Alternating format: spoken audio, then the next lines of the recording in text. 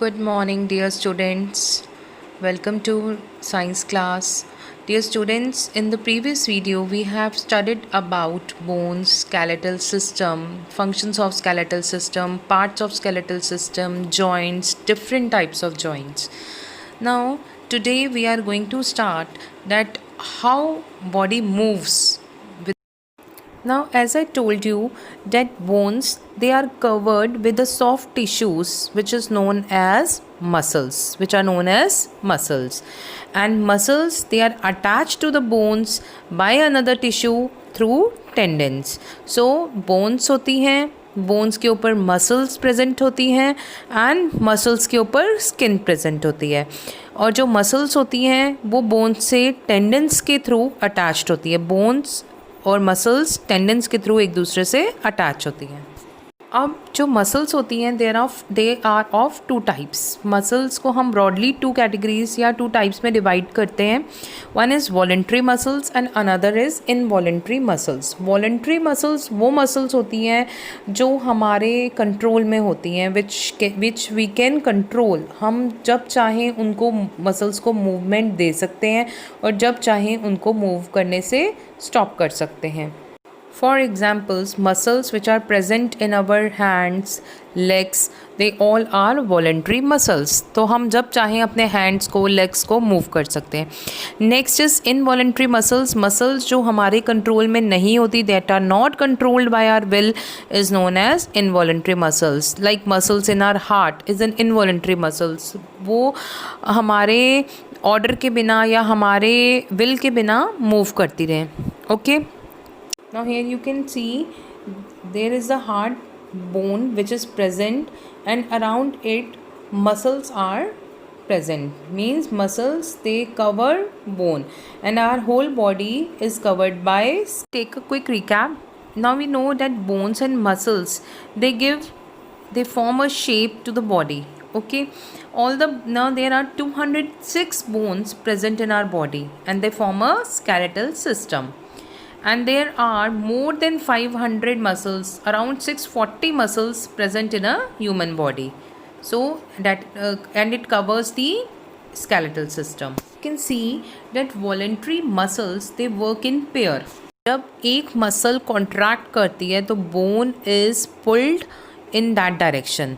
मतलब जब एक मसल कॉन्ट्रैक्ट करती है तो बोन उस डायरेक्शन में मूव करती है, एंड इफ़ जो पीछे वाली मसल होती है, जो अदर मसल होती है पेयर, वो रिलैक्स करती है and returns to its original length.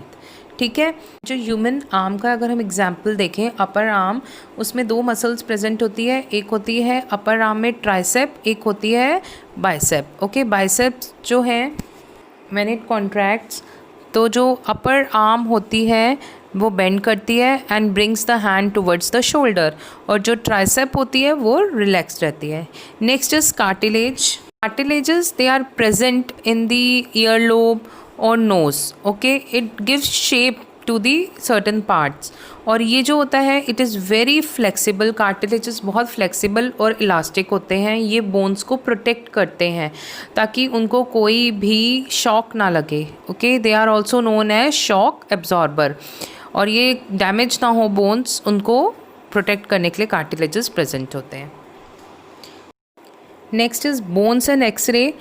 जब भी व्हेन यू गेट हर्ट या डॉक्टर क्या कहता है कि go for an X-ray to check out whether your bone there is a fracture और not in your bone. Okay, तो these are X-ray images which are shown to you in the diagram.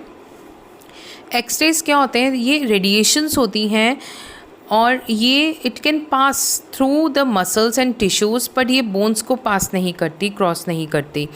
इस property की वजह से ये bones की photograph ले लेती है inside our body, and that photographs help us to find various bones और टू चेक एनी फ्रैक्चर और injury of to the bone.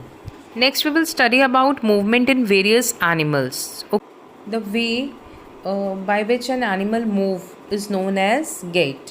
Okay, now the presence or absence of backbone it affects the movement of an animal. कि एक animal है उसके अंदर backbone present है या नहीं present है, उसको हम वो किससे affect होती है? by the presence of backbone. अब जो भी एनिमल्स हैं they are basically classified on the basis of their backbone into two categories or you can say two groups. एक होता है vertebrates, एक होते हैं invertebrates. Vertebrates वो animal होते हैं that have backbone, जिनकी backbone present होती है, like dogs, fishes, human beings. And those animals जिसकी backbone नहीं present होती they are known as invertebrates like earthworm, cockroaches, snails. Okay, अब इनका जो movement है vertebrates और invertebrates में we will study.